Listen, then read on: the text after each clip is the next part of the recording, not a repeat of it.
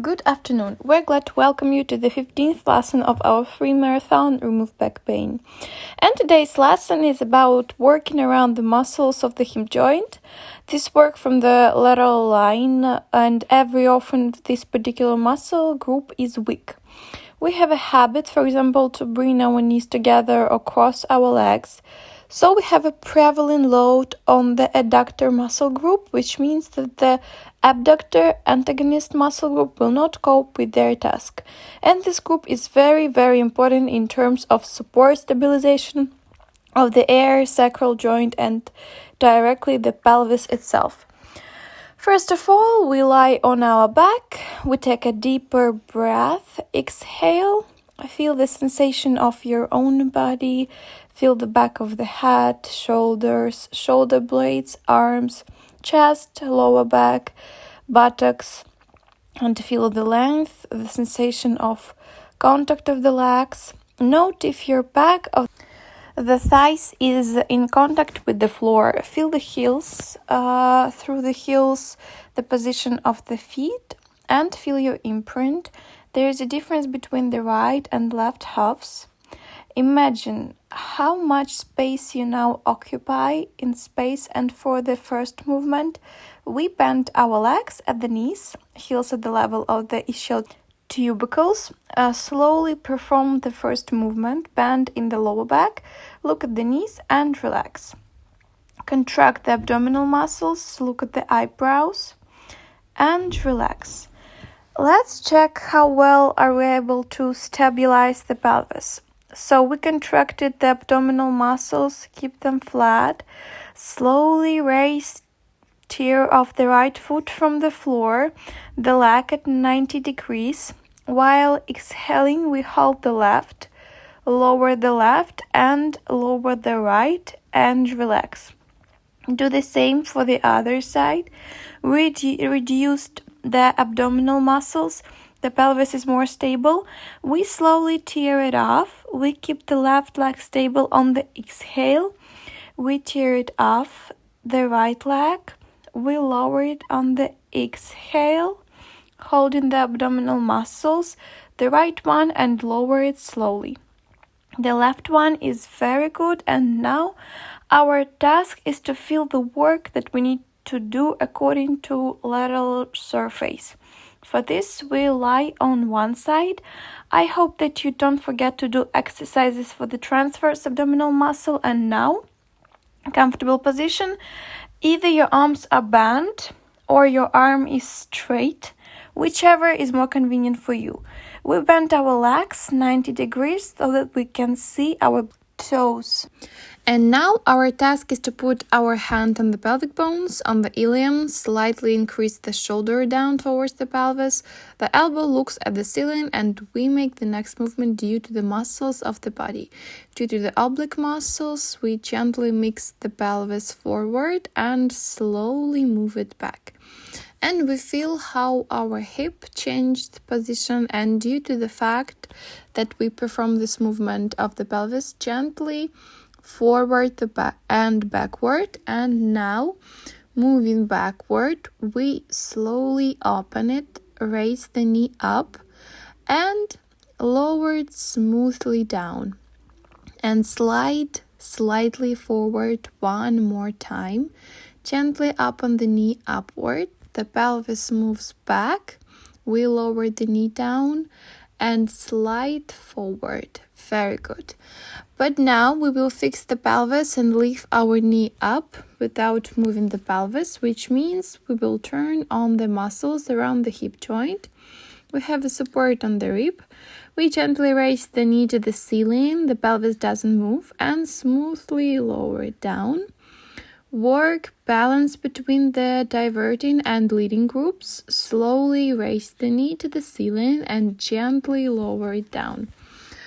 Once again, lifting helps and rotate our femur outward and feel how it returns to its original position. Do the next movement. We have glued together the inner part of the knees. Now we begin to lift the foot up, feeling how the femur turns inward. before the pelvis moves and smoothly lowers down. One more time. Lift gently up and down. Feel the rotation inside the thigh bone, softly up, smoothly down. And now we add this movement. The movement of the pelvis. We lift the foot up and direct the pelvis toward the chest. Feel how the lateral surface lingers on top, length unbuttoned from below, and gently return it back. And now feel how you can raise your foot only due to the movement of the pelvis.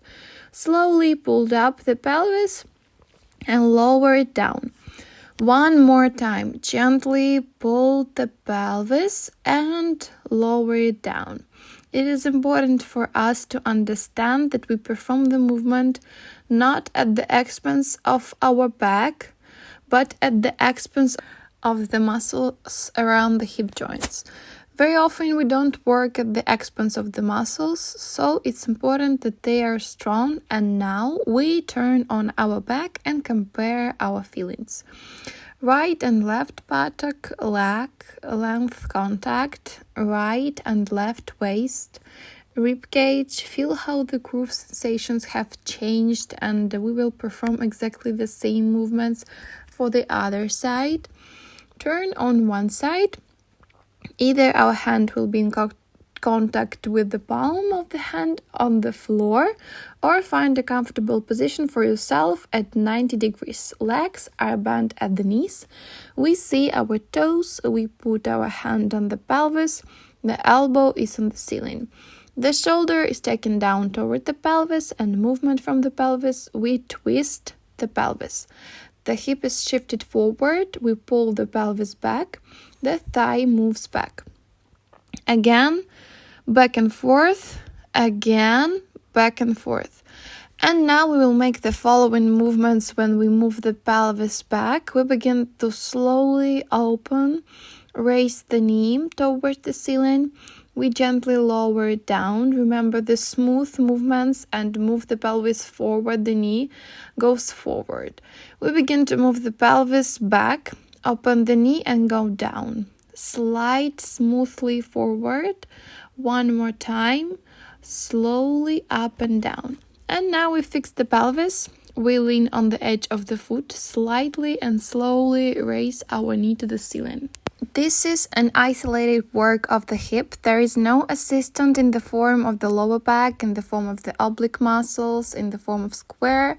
Are your muscles ready for this work? As far as you're familiar with this work, slowly up, lower it smoothly down. And now the next movement, raise the upper foot in the ceiling. The knees are together until the pelvis is displaced. We feel these movements. The rotation of the femur inward. We don't rush, gently feel the pleasure of the movement one more time, and add this movement of the pelvis towards the axillary line and lower it down. And see how now we can raise the leg using the muscles of the body without switching on the muscles around the hip joint. One more time, up and down. And again, up and down. And we finish this movement, turn on our back and compare our print. What has changed the contact of the body? What is the difference? And now we bend our knees and perform the movement already familiar to us from previous lessons. When we first raise the pelvis, then lower down and the chest. In that lesson, we raised the chest, and now we will raise the pelvis. Develop the elbows to the sides. If you are uncomfortable, put something under your elbows or hold your hands on weight.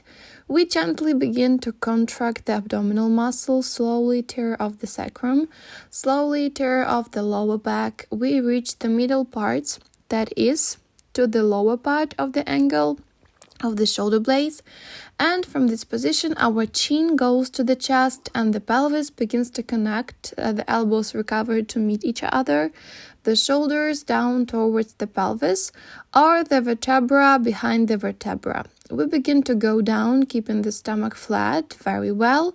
Don't pull the neck and lower the sacrum and the reverse movement. Only we begin to descend. The sacrum immediately rises. Slowly, the lower back, the elbows are dug out and gently feel. Don't strain our legs. The soles are freely spaced. Foot, don't make excessive tension in the legs. Again, we twist the pelvis, we begin to go down, our pelvis does not swing from right to the left. We control this movement very well. Gently and slowly lowering the sacrum, we begin to twist the vertebra by the vertebra. Gently massage the line of the spine. And again, slowly up, we lower it gradually. The vertebra behind our spine becomes great. We finish this movement, straighten our legs, arms along the body, relax. Again, we feel our imprint. What has changed in the sensation of our volume and surface tension? How the sensation of our body changed, and we bend our knees, turn to one side and sit down without any haste. It is very important for us that different zones which in one way or another have a connection with the lumbar zone are functional and can work. Therefore, each lesson is checking how well I am in control of the body or another region. Don't forget a large number of repetitions. We will not have an effect. We want to change the plasticity, to increase the plasticity of our brain. And so I'll be waiting for you in the next lesson. Bye-bye.